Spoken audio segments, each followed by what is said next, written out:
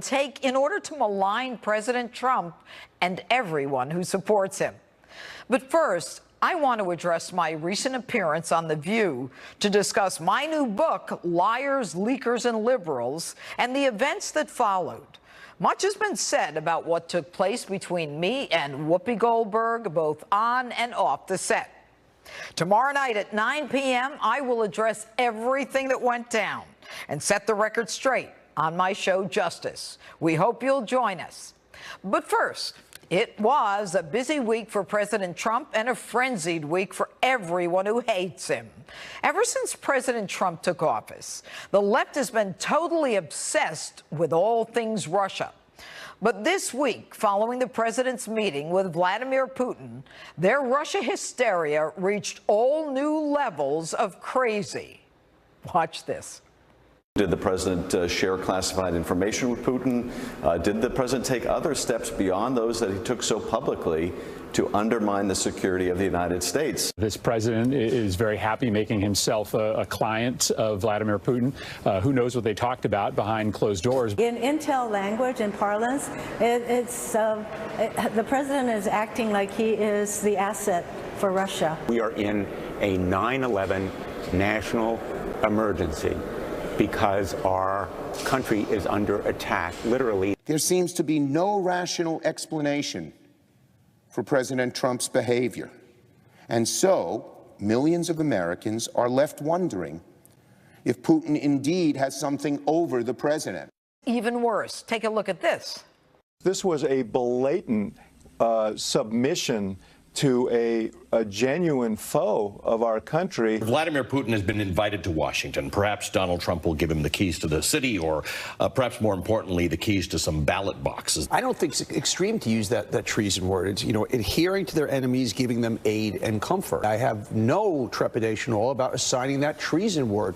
It is no different than had somebody attacked the United States with missiles. It's just as serious to me as the Cuban Missile Crisis in terms of an attack, or the 9/11 attack, the Pearl Harbor attack, Kristallnacht. When do we see almost a shadow government come out and say, we cannot side with the government? Treason, bribery, and high crimes and misdemeanors. Treason, yeah. Joining us now to weigh in on all of this absurd rhetoric is a counselor to the president, Kellyanne Conway. Hello, Kellyanne. As I listened to that rundown of comments, I couldn't help but think, treason is an offense for which you can receive the death penalty. Are they looking for this president to get the death penalty? Oh, but for a media that is so precise about the language they always want to hear from everyone who works here, boy, do they just toss words into the salad bowl and mix as they want and come out with a toxic stew. It really makes no sense to me, Janine, that they are hunched over in anger at all times. They are, I think, physiologically incapable of finishing a sentence or addressing any issue without mentioning Donald Trump's name 5 or 10 times. He and I were looking at the Washington Post the other day, and he pointed out that there were 6 of the 7 articles on the front page were about him, and only because the All-Star game was in town. Or it probably would have been 7 out of 7. And so it tells you something. The obsessive outrage has been mainstreamed and regularized. And I think this is a very serious point, because it's not just that the outrage and the who can out-crazy the next on cable TV has been accepted, it's now expected. You have a lot of print journalists who have contracts with these cable news stations. And so even though it has their print affiliation below their names, they're performing for the cameras and the viewers on those particular networks. I take complete offense with a smile on my face, but on behalf of those who suffered loss, grievous loss on 9/11, over 3,000 Americans gone. Kristallnacht, 2,400 plus Americans killed at Pearl Harbor. My goodness, they're comparing it to this. What do the families feel when they hear that? So it's completely over the top. And I just want to tell you something else. You and I can complain about it, but I have a slightly different view. I'm not sure it really matters. I'm not sure it matters. The president's approval ratings are far higher than the Democrats in Congress, than the mainstream media's. I don't think it matters, because people curate from each and every event what they think is most important to them. what's most important to them is that this president, in the tradition of the presidents from the last 75 years, beginning with Eisenhower, met with the leader of the Kremlin. He's duty-bound to keep us out of war. And he's trying to forge a conversation on issues that affect both countries, if not the rest of the world. North Korea, the Middle East, Israel, Iran, nuclear proliferation, Syria, obviously the Ukraine. So many different issues to discuss with these different heads of countries. So we've got a president who's doing his duty, which, as you say, is to keep us out of war, and doing what every president has done for the last 75 years, which is meet with the leader of the Kremlin. And they're yelling, you know, the sky is falling. But, you know, when Blumenthal says, and it is a 9/11 moment, just like before 9/11. What could they possibly be talking about? Everyone is like, you know, saying, what is it that these people are talking about? First of all, it gets somebody like Senator Blumenthal on the next TV to talk more crazy. I have to say, he represents the people of Connecticut. Connecticut suffered losses on 9/11 in the towers. Interesting. If not on those airplanes. So how could he possibly do that and equate that to the grievous loss of life, the worst terrorist attack on American soil in our nation's history? Let's recap last week, because the media don't want to talk about it. The president started the week out at NATO, where he extracted $44 billion in contributions toward the shared defense from these countries, on the way to securing commitments for hundreds of billions of dollars more into the future. Secretary Stoltenberg of NATO thanked President Trump. On Twitter and in person, you know, publicly, saying thank you for doing this. It's because of his leadership and his stewardship that this is happening, that other countries are keeping their commitments the way that our country has. Then he went over to the UK to reaffirm our great and historic relationship by meeting with the Queen, who I think reviewed the Guards for the first time, we're told, in about 70 years. Also, it's Theresa May. And then over to his meeting with Putin, which is not unlike what other presidents have done with the leader of the Kremlin at the time. I want to say one more thing. It is just stark raving mad that when the media think about Russia, all they think about is election meddling. And when they think about the Supreme Court, all they think about is abortion. There are so many different issues to talk about. The president has said, yes, he believes the intelligence Russia interfered, but Janine, it was unsuccessful interference. There was no collusion.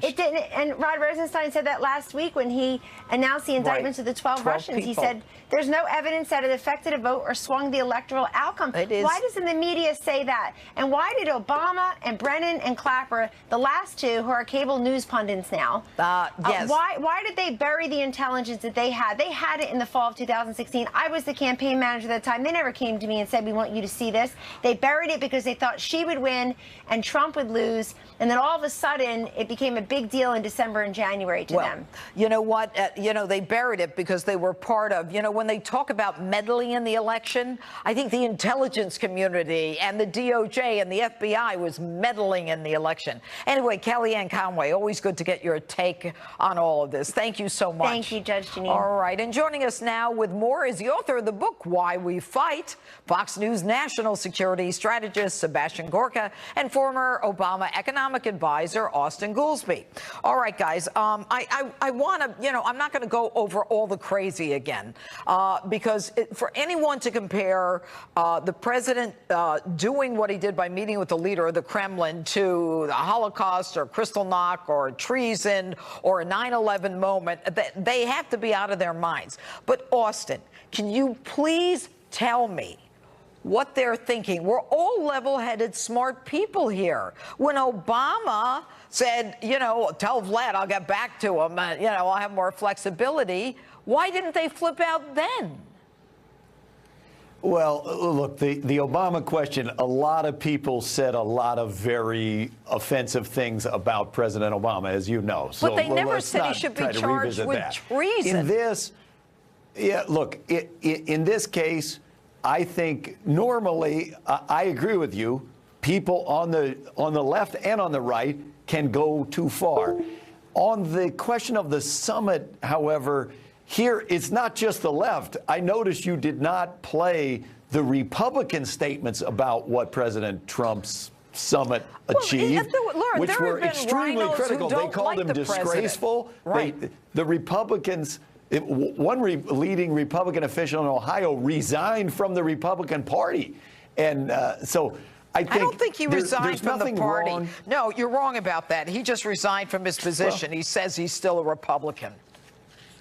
Okay. The thing I would say, Judge, is this. It's okay to sometimes, if the president does something that doesn't turn out the way he wanted it to, which I think you will have to say this summit did not go as well as he wanted it to. Republicans and Democrats and independents have really kind of condemned what happened.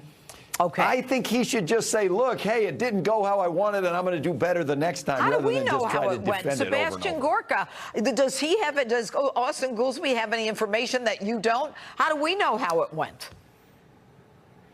Judge, it's outrageous, and Kellyanne is absolutely right. The idea that a senator like Senator Blumenthal can besmirch the memory of the people who suffered in World War II, the people who suffered in the Holocaust. This is outrageous. Almost 500,000 Americans died in World War II, 3,000 on September the 11th, and this is what you're accusing the president of doing, that this is like 9/11, Kristallnacht. It's sheer lunacy. But what is it based on, Seb? What is it based on? Oh, what did he say? I'll tell you exactly what it's based on. I'll tell you exactly what it's based on. The fact is, everybody was in the tank for Hillary. Everybody, from Jim Comey to McCabe, everybody thought Hillary would win. Right. Congratulations. I'll be there.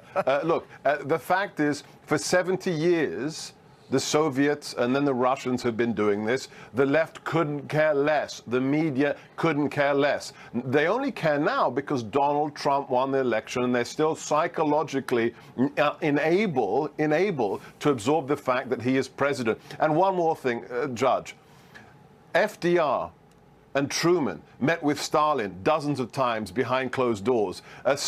We also had Kennedy meet with Khrushchev. Were any of their interpreters threatened with a subpoena by Congress? It is truly, I used to use it as a joke, it's real. Yep. It's Trump derangement syndrome. Ooh, that is a trigger for some people. Austin, I want to end with this. Look, are you at all concerned that 20% of America's uranium is now owned by Russian interests connected to the Kremlin, and at the same time, money went into the Clinton Foundation? Now, I'm going to leave the Clinton Foundation out, okay? That payback thing. Okay. But does that bother you that Russia, with the approval of our government, has 20% of America's uranium that we use for nuclear medicine? It might. I would have to see more details. My understanding is they're not allowed to remove it from the United States. Yeah, but it went to Canada. It already went to Canada, and they removed it. It doesn't make the summit a success. This was a terrible summit that went very badly, and I wish they could just put it behind them. So you're comparing a success to our losing 20% of our uranium that can be used for a bomb, or that they use for our nuclear medicine. It cannot be used for a bomb. You're talking about a different grade of uranium that cannot be used for a bomb. Of course it can. Of course it can. Of course it can. That's a different grade of uranium. Yeah. It has to be enriched. Makes it. Go ahead. All right. So, Seb, last word on the uranium. Go ahead.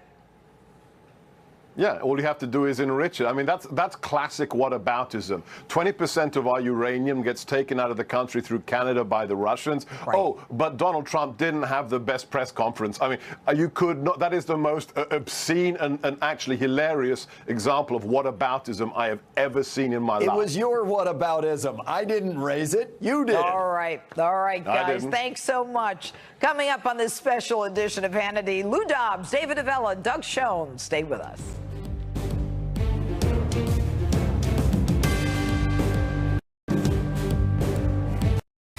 Live from America's news headquarters, I'm Jonathan Hunt.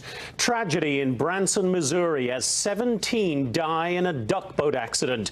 9 of those killed are from the same family. 2 members of that family survived. One of them says that the captain told passengers not to bother grabbing their life jackets. The boat capsized during severe thunderstorms on Thursday night on Table Rock Lake. Authorities say 7 of the 14 survivors were hurt when the vessel went down. down. The captain is among the survivors. Michael Cohen secretly taped a conversation with his then client and presidential candidate Donald Trump. They discussed making a payment to Playboy model Karen McDougal, who claimed she had an affair with the president. The phone call was made 2 months before the 2016 election. The president's attorney, Rudy Giuliani, says the payment was never made. I'm Jonathan Hunt. Now back to Hannity. Welcome back to this special edition of Hannity, the intolerant left. While the left and the mainstream media are quick to attack President Trump over meeting with Russian President Vladimir Putin, they fail to see the real story of Trump's tough policies towards Russia.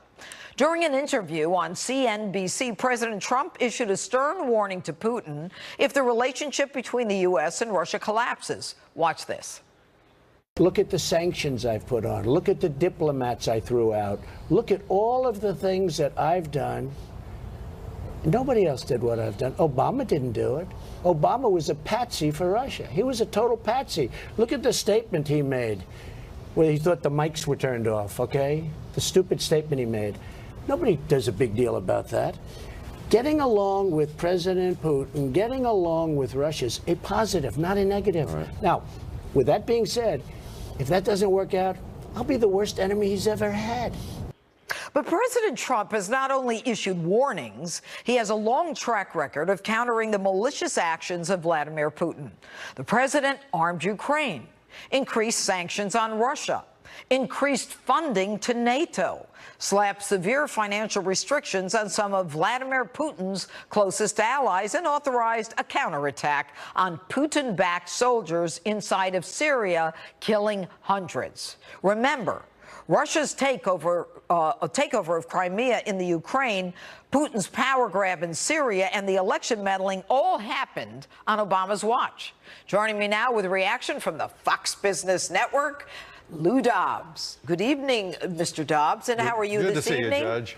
All right. Why can't they at least recognize what is fact? If they want to make up stuff and editorialize, that's okay, but they can't recognize the facts. They don't want to recognize the facts. The reality here is there is nothing accidental about what the left-wing media is doing, nor the desperate Dems, the Lilliputian liberals who think they can compete with this president. They have to attack like a huge pack of hyenas to have any chance against getting the attention of this president. And even then, it's not a fair fight. This president is achieving more than any president in modern political history. You mentioned some of the achievements, and Putin learned something very, very important for world peace. He learned that there is not even an ounce of backup in President Trump. He thought he was dealing there for a while with an Obama-like figure.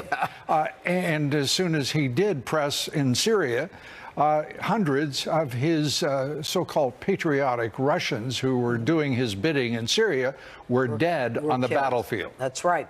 And you know what I find interesting? There's so much criticism of the president as it relates to his going toe-to-toe with our NATO allies because they don't want to pay their full fare. But what is amazing is Germany is now buying its energy from Russia. And while they buy it from Russia, they're saying, hey, U.S., NATO, all of you, protect us in case Russia comes after us. First of all, why is Germany buying their energy from Russia and then asking us for our money in case that we need to defend them? What's that about? Because just as the president has said, there have been in succession 3 American presidents who have been dumb enough to permit this direction on the part of Germany. They are in effect paying blackmail to Russia.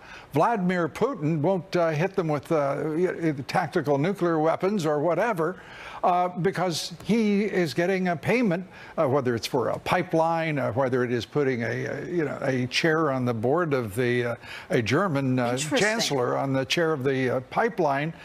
This is ridiculous, and it's preposterous, and not one person in American media has been talking about this but me. You know what? I actually thought that there was a reason that maybe, and I know we're exporting energy now. The United States is starting to be this huge exporter of energy. I said, well, maybe the prices. No, it's blackmail. It's outright blackmail, and Merkel has paid it. By the way, each German leader has been paying it. All of Europe is dependent upon Russia in one form or another, some small, some large percentages of their energy in each one of the European nations is dependent on Russia for energy. And that's exactly what Putin wants. It's what's working. And what was it that President Trump in that summit in Helsinki attacked and suggested that Merkel do? And that is back the heck out of that pipeline and start buying your energy from your friends. Okay, so the United States is getting stronger as it relates to the exporting of energy, correct? Absolutely. We are a net exporter for the first time of petroleum products. This is remarkable, the success of, and to be very clear, it didn't start under Obama. It started under Trump. And the full push for petroleum exports is remarkable. We are right now the largest oil producer in the world. In the world. And that may change because the president has also convinced Saudi Arabia to help with lowering prices by raising production so they may be competitive with us once again. Well, you know what? But the good news is if we at some point can rely on our own energy, that's a good thing. It's a wonderful thing. And it's a part of the deal. We have North America is replete with petroleum reserves. Absolutely. This is the richest area in the world when it comes to natural resources. And we don't have to rely on the other guys anymore. We really do not. Lou Dobbs, always good to have you on Hannity. And earlier today, President Trump tweeted, I got severely criticized by the fake news media for being too nice to President Putin. In the old days, they would call it diplomacy. If I was loud and vicious, I would have been criticized for being too tough. Remember when they said I was too tough with Chairman Kim? Hypocrites. Joining me now is former Clinton pollster and Fox News contributor Doug Schoen and GOPAC chairman David Avella. All right, Doug, let's start with you. Sure. All right. So the president gets out there. He does what every leader has done, and that is every president has done, meet with the leader of the Kremlin. And now it's treason, which requires death penalty sentence. It's the Holocaust, Kristallnacht, 9/11, and, you know, the sky's falling. Sure. What do you think? Well, I don't think it's Kristallnacht, 9/11. It certainly isn't treason. But I would say, as a principled hawk on foreign policy, I think the president was too accommodating. I'd like to know, Judge, why? Because I think he did not affirm for the world media that the Russians had meddled. There was no discussion of our values, that we stand for freedom and liberty, and they are an oppressive, authoritarian regime, that there was no discussion of the counterterrorism agreements that may or may not have been reached, or most importantly, you haven't talked about tonight, cybersecurity. Our intelligence views them as the most aggressive and malevolent force in the world, and we need to know before the next summit where we stand, what we're going to do, and that we stand with our NATO allies foursquare, completely in defense of our values. David Avella. All right. So what Doug is saying is that, you know, he didn't reiterate, and I'm going to say that word, that you know, he believed in meddling. It was meddling. And could you understand why the president would be somewhat soft in terms of, and I don't want to use the word soft, why the president hesitant to totally support the intelligence community, given the fake investigation that was based on a dossier purchased by Hillary Clinton? Doug's answer there sounds like he's auditioning to be Bernie Sanders' press secretary for his presidential bid I'm a in Scoop 2020. Jackson Democrat. I'm a hawk. I am not with Bernie Sanders. I believe we assert our values. We stand up to Russia everywhere. That's the opposite of Bernie Sanders, David. Here is the best way for the president to position us to be in a position of strength against Russia, and that is to keep the American economy going strong. The way we have all the funds to do all the things Doug talked about is a government with resources. The best way for government to get resources is American workers being at full capacity, making sure government has the resources it needs, and making sure nations around the world want to be working in our markets, buying our products. And when we have a strong economy, it's the best way to deal with Russia. So what the president has done, and to get us our economy where it is today, he needs to keep doing. That's how we deal with Russia. But you know, Doug, when you talk about being a hawk, and what David is talking about is so incredibly important, and that is economic strength. Because people who are in business together rarely go to war with each other. But you say that you're a hawk. You know, when Putin annexed Crimea and, you know, with this overthrow or attempted in Ukraine, Obama didn't do anything. I mean, President Trump is. We're sending billions to Ukraine in terms of arms and munitions. Well, let me be very clear, and I have worked in Ukraine and was acutely aware of what Putin did, and I think it was outrageous, and I think what Obama did was outrageous. I approach this as a patriot and an American, not a partisan. We need to do more to stand up to the Russians, whether it be in Ukraine, in Georgia, in Syria. We need to stand with our NATO allies. Hold on. We're killing them in Syria. We're arming them in Ukraine. We sanction them because of Crimea. I mean, come on. Let's not make like this is he's not doing anything. I didn't say that. I said there's more to be done. 20% of the overall landmass of Ukraine is held by the Russians, whether it be Crimea or eastern Ukraine. Putin is talking about a phony referendum again in Ukraine. We got to say no to that and strengthen the Ukrainian government, indeed our allies around the world. All right. David Avella and Doug Schoen, thanks so much. And coming up, Alan Dershowitz, Sarah Carter, and Tom Fitton weigh in on the left's obsession with treason. Don't go away. To this special edition of Hannity, it's the end of the world as we know it. At least that's what the left and the mainstream media want you to think. Some compared Trump's meeting with Putin to the Holocaust, Pearl Harbor, and 9/11. But the favorite new talking point from some liberals, never-Trumpers, and their friends in the media is that President Trump has committed treason. Take a look. I want to read the definition of treason. This was nothing short of treasonous. We're hearing a new word, right? He said it was treason, right? The words like, you know, treason and undermining, you know, our Republican little case R rule of government are being used now. We have a treasonous president. The very fact that reasonable people can disagree on whether or not we're talking about treason or high crimes and misdemeanors or what have you, I find genuinely shocking and seriously nauseating. Joining us now with legal analysis of these absurd claims is the author of the book, The Case Against Impeaching Trump, Harvard Law professor Alan Dershowitz, Fox News contributor Sarah Carter, Judicial Watch president Tom Fitton. All right, Professor Dershowitz, I'll go to you first. What is treason?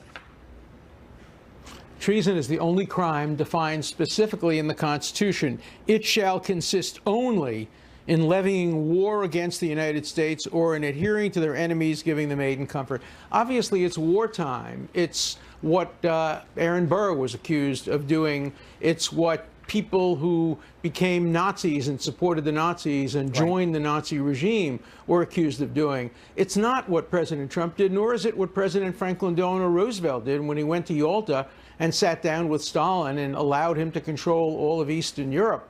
Many Americans on the right were calling that treasonous or treason, but you can't just throw that term around. It's the only crime specifically defined in the Constitution. I want to make one more point.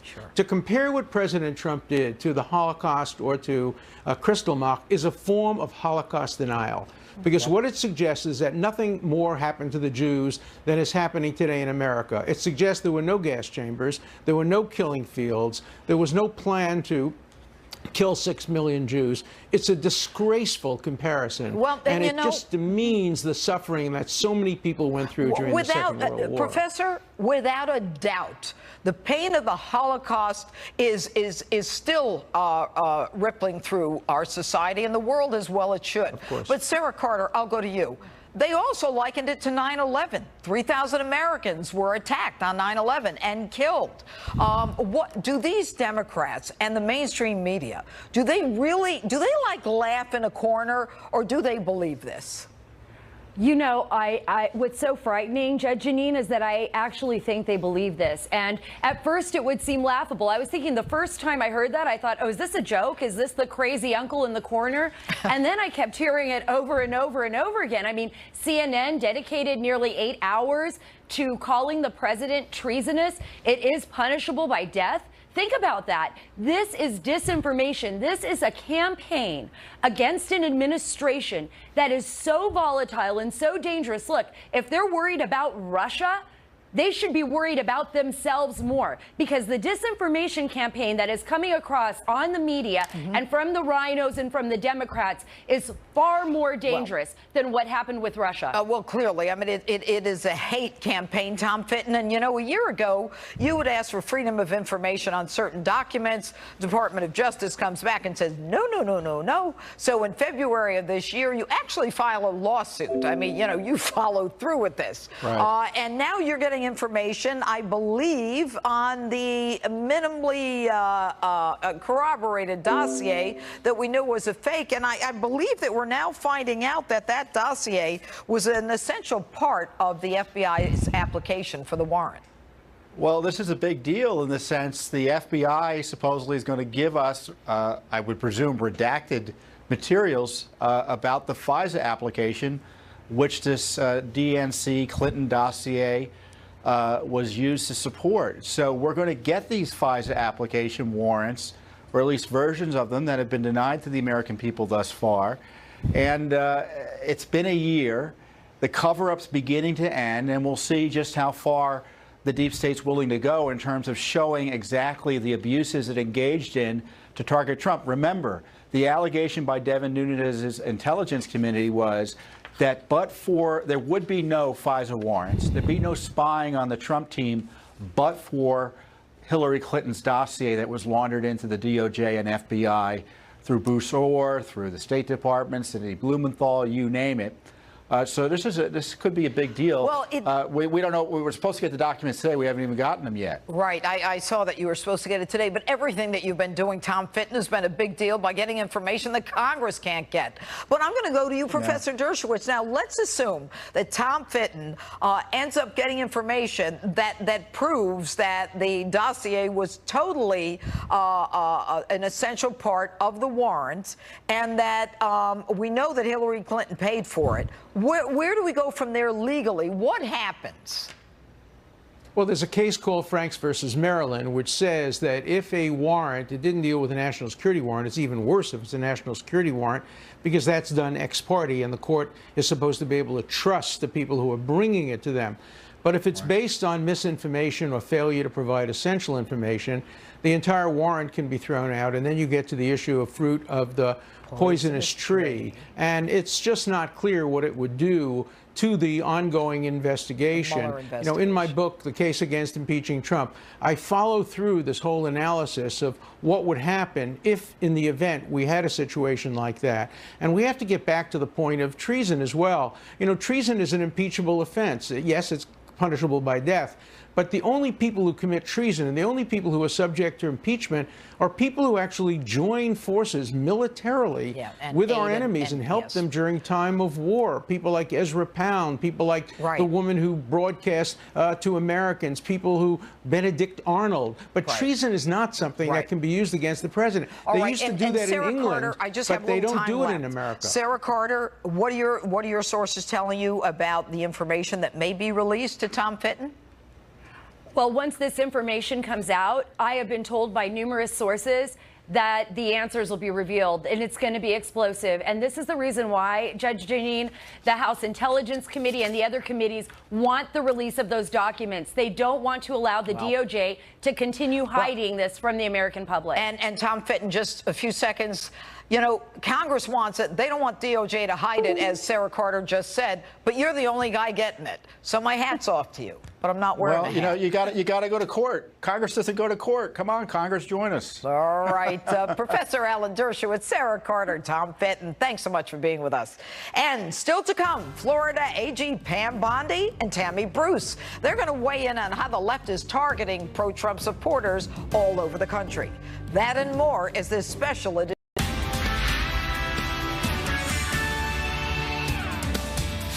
Live from America's news headquarters, I'm Jonathan Hunt. New details tonight about preliminary plans for President Trump's military parade. At least 5,000 service members may march in the parade. It's also expected to feature old and new aircraft, ground vehicles and horses. But no tanks will be featured. About 50 Pentagon staffers are reportedly planning the event. It's expected to cost at least $12 million. The parade is scheduled to take place November 10th.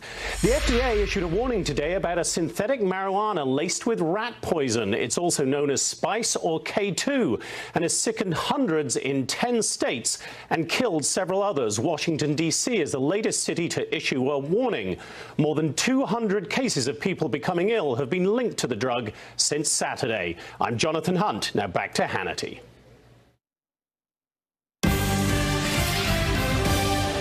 Welcome back to this special edition of Hannity, the Intolerant Left.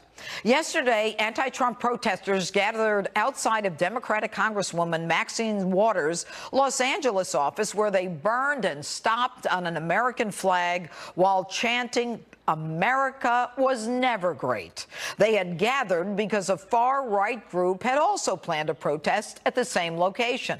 Also in Los Angeles, protesters tried to shut down the grand opening of a coffee shop because the owner is supposedly pro-Trump.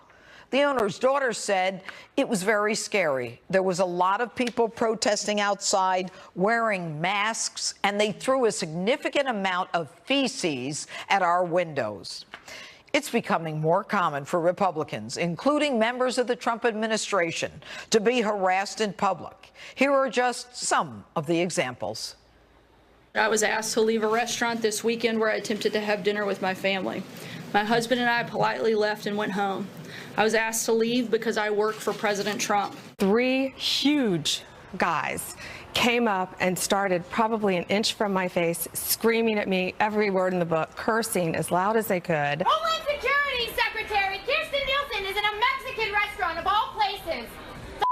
The goal. Shame on you! Shame! Shame! Shame! Why are you separating families? Why did you leave my husband alone? I'm not trying to disrespect you, but why is he separating families? He's not. I'm not trying to disrespect you. I'm not trying to disrespect you. Joining me now is Florida Attorney General Pam Bondi and Fox News contributor Tammy Bruce. All right, good evening to both of you. Hi there. You know, Pam, I have to tell you, when I hear about people burning the American flag and chanting F America and all of the other stuff that we can't possibly say, it's stunning to me, but the First Amendment protects all this. That's right. It does protect that, and you know, we fought for this country to have the First Amendment right to do that. But let me say, shame on Maxine Waters. These were her supporters, and she's out there representing, allegedly, the United States of America. She should have come out and condemned them burning our flag right away. Her supporters said they weren't there to incite hate or violence, yet they have pipes and bats. Really? I mean, she should be ashamed of herself because she has not come out and condemned this. And Janine, you and I have been saying this for a long time. She can stop this, but she won't. She keeps doubling down and making it worse. Okay, and so, Tammy, I mean, what Pam says is true. She could have said something about it. Sure. But this is the very same person who's saying, when you see these people in public, push back, get a crowd. What's going to happen when, you know, something crazy happens? I understand that people were there with bats and pipes. We want this to stop before someone's killed or seriously injured. We've seen where there's protest where someone ends up getting killed. We've all rejected that. The problem is indeed that this has been the permission slip that Maxine Waters gave the people who are on the edge. The good news is it's not everyone, right? These events make the news. It is a select, smaller group of people. We should not presume that this is, all of America. I'm begun to question whether or not we're as divided even as we're told we are. So in the midst of something like this, things can be done. Yes, Maxine Waters should have said, oh my gosh, I was wrong. Clearly this is now ballooning into something else. She was forced to say that. But you know who else has not said anything after something like this? Is Paul Ryan, is Mitch McConnell, other Republican leadership that could say, clearly Representative Waters is not saying anything, but they've got the power to take action against her internally in Congress, but also... Well, what kind of power would they take? Well, I think that you can limit someone's position on committees. You can limit the engagement that they can have in Congress. You can embarrass them with a rebuke and a censure. None of those things have occurred, and they can. I got to tell you, Pam, it seems like in Congress, what Tammy is saying is a great idea, but one hand washes the other. Like, all of a sudden we find out that there's a slush fund for sexual harassment. They all knew about it, and they're like, shocked. There's gambling in Casablanca. I mean, it is the the left and the right, one hand washing the other. What can we do about this? Well, this isn't the America that we grew up in, is it? Nor is it the America we want to live in. And she needs to, on her own, condemn this. She needs to stop what she's been saying. I know someone is, Tammy's right. You and I have been saying this, Janine. Someone is going to get hurt. And really, I'm so glad the other side of protesters didn't show up that day. Yet her supporters still did, armed with pipes and bats, yet they weren't there for fear or hate. Really? One of the things, Tammy, that concerns me is that when we have issues like we had in, let's say, with Antifa, when they jump into their ninja outfits, and then there's a stand down by police, as we saw in Berkeley with the arson and the fires and the damaging property.